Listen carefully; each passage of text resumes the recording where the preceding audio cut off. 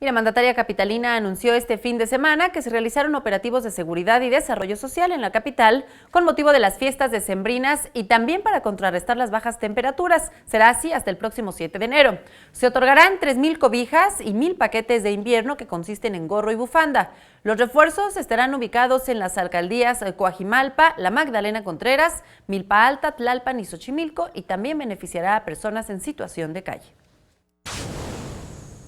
Particularmente para esta época decembrina, y ya hacia principios de enero ya inicia una nueva estrategia vinculada con lo que hemos venido platicando, que ya les estaremos informando. Ya iniciamos un dispositivo de vigilancia, seguridad y control del tránsito vehicular, que básicamente va a cubrir entradas y salidas de carreteras, centrales de autobuses, aeropuerto internacional, zonas comerciales, zonas habitacionales, esparcimiento familiar, instituciones bancarias y por supuesto mercados y romerías populares.